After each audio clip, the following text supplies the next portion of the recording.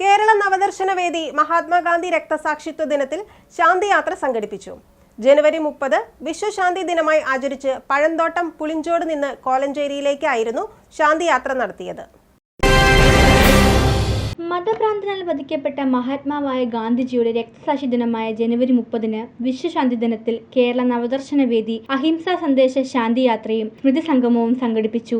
മാനവദീപ്തി, കേരളം മദ്യനിരോധന സമിതി, സർവോദയ മണ്ഡലം, Gandhi piece foundation കോളേജുകൾ തുടങ്ങി വിവിധ പ്രസ്ഥാനങ്ങളുടെ സഹകരണത്തോടെയാണ് അഹിംസാ സന്ദേശയാത്ര സംഘടിപ്പിച്ചത്. ഈ രാജ്യം ഭാരതം, ആസേതു ഹിമാചലം നമുക്കെല്ലാം അറിയാവുന്നതുപോലെ വിവിധ ഭാഷകൾ കൊണ്ട്, വിവിധ നിറങ്ങൾ കൊണ്ട്, വിവിധ ജാതികൾ കൊണ്ട്, മതങ്ങൾ കൊണ്ടൊക്കെ നിറഞ്ഞൊരു രാജ്യമാണ്.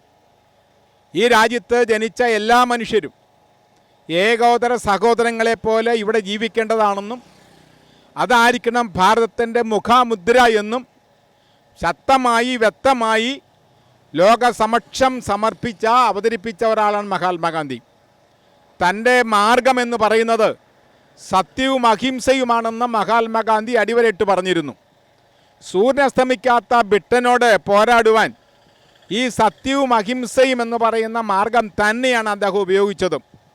വരാൻ പോകുന്ന സ്വതന്ത്ര രാജ്യത്ത് മനുഷ്യർക്ക് സന്തോഷമായി ജീവിക്കണമെങ്കിൽ ഈ സത്യവും അഹിംസയും മുറുകെ പിടിച്ചല്ലാതെ സാധ്യമല്ലെന്നും അക്രമത്തിലൂടെ നേടിയെടുക്കുന്ന അധികാരം ഒരു കാരണവശാലും നിലനിർത്തിക്കൊണ്ടു പോകാൻ സാധ്യമല്ലെന്നും അന്ന് മഹാത്മാഗാന്ധിക്ക് അറിയാമായിരുന്നു. ഇന്ന് നമുക്കൊക്കെ അറിയാം, അക്രമത്തിലൂടെ അധികാരം നേടിയെടുത്ത രാജ്യങ്ങളൊക്കെ ഇന്ന് കഷ്ടപ്പെടുകയാണ്.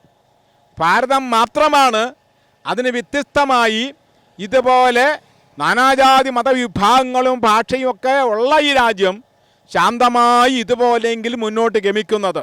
ഐക്കനാട് പഞ്ചായത്തിലെ പഴന്തോട്ടം പുളിഞ്ചോടുള്ള ലഹരി വിരുദ്ധ സമര കുടീരത്തിൽ നിന്നും ഭാരത ബഹുസ്വരതയുടെ സൗഖ്യത്തിനായി വ്യാഴാഴ്ച വൈകിട്ട് 3 മണിക്ക് കോലഞ്ചേരിയിലേക്കുള്ള ശാന്തിയാത്ര ആരംഭിച്ചു. സ്മൃതി സംഗമവും സർവ്വധർമ്മ സമഭാവന പ്രാർത്ഥനയും പുഷ്പാർച്ചനയും നടത്തിയ ശേഷമാണ് ശാന്തിയാത്രയ്ക്ക് തുടക്കമായത്. സംഗമം കേരള നവദർശന വേദി സെക്രട്ടറി TM വർഗീസ് ഉദ്ഘാടനം ചെയ്തു. ശിവൻ കദളി, ഇഗ്നേഷ്യസ് കുളിരാണി, ഫാദർ വർഗീസ് മുണ്ടക്കൻ, കേരള നവദർശന വേദി പ്രസിഡന്റ് ജെസി കെ പോൾ എന്നിവർ സംസാരിച്ചു. കടയിരിപ്പിൽ വെച്ച് സ്വാഗത സംഘം നൽകിയ സ്വീകരണത്തിൽ PM George, AK Sasi, Bindu Murali എന്നിവർ പ്രസംഗിച്ചു. കോലഞ്ചേരി ടൗണിൽ കാൽനടയായി ശാന്തിയാത്ര പര്യടനം പൂർത്തിയാക്കിയ ശേഷം നടത്തിയ സ്മൃതി സംഗമം പ്രശസ്ത പരിസ്ഥിതി പ്രവർത്തകൻ വർഗീസ് പുല്ലുവഴി ഉദ്ഘാടനം ചെയ്തു. സുഭാഷ് ചന്ദ്രൻ, TM Saji, KK Udayakumar, Kerala Navadarshana Vedi convener Sathi Raju, doctor Sally Mathai നേതൃത്വം നൽകി.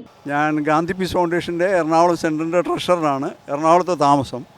എൻ്റെ ജോലി സാമ്പത്തിക രംഗവുമായിട്ടുള്ള ബിസിനസ്സാണ്. അപ്പോൾ ഞാൻ 2 വാക്ക് പറയാൻ ഉദ്ദേശിച്ചത് അതേപ്പറ്റിയാണ്. അതായത് സാമ്പത്തിക രംഗത്തെ പറ്റിയുള്ള ഗാന്ധിജിയുടെ കാഴ്ചപ്പാട്. അത് ട്രസ്റ്റിഷിപ്പ് എന്ന് പറഞ്ഞ ഒരു സമ്പ്രദായം ഗാന്ധിജി നിങ്ങൾ ആരുടെ നമ്മുടെ കയ്യിലുള്ള എത്തിച്ചേരുന്ന നമ്മുടെ തന്നെ ആരോഗ്യവും നമ്മുടെ വിദ്യാഭ്യാസവും നമ്മുടെ മക്കളും നമ്മുടെ കയ്യിലുള്ള സമ്പത്തും എല്ലാം അതിൻ്റെ ഒരു കസ്റ്റോഡിയൻ മാത്രമാണ് നമ്മൾ. അതിൻ്റെ ട്രസ്റ്റി മാത്രമാണ്. തൽക്കാലത്തേക്ക് അത് നോക്കി നടത്താനുള്ള ഉത്തരവാദിത്വമേ നമുക്കുള്ളൂ. അത് വീണ്ടും അർഹതപ്പെട്ട ആളുകൾക്ക് നമ്മൾ ഹാൻഡ് ഓവർ ചെയ്തിട്ട് ഈ ലോകത്തുനിന്ന് കടന്നു പോകേണ്ടിയവരാണ് നമ്മളൊക്കെ. അപ്പോൾ ഇത് എനിക്ക്, എൻ്റെ മക്കൾക്ക്, കൊച്ചുമക്കൾക്ക് എന്ന് പറഞ്ഞ് അഴിമതി ചെയ്ത് വാരിക്കൂട്ടുന്ന ഒരു പറ്റം നേതൃത്വമാണ് നമുക്ക് ഇന്ന് ചുറ്റും കാണാനുള്ളത്. ആ സമയത്ത് ഗാന്ധി കോൺഗ്രസ് നടത്തിയപ്പോഴും ഒരിക്കലും ഗാന്ധി അതിൻ്റെ സാമ്പത്തിക കാര്യങ്ങൾ കൈകാര്യം ചെയ്തിട്ടില്ല.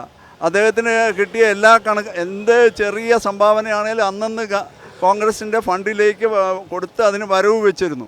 ഒരു കാലത്തും അദ്ദേഹം നേരിട്ട് ഹാൻഡിൽ ചെയ്തിരുന്നില്ല.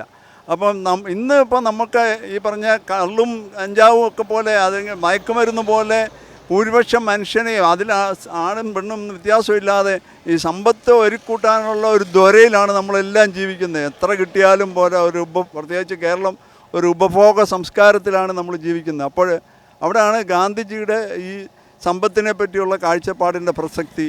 News desk, media city, Perumbavoor.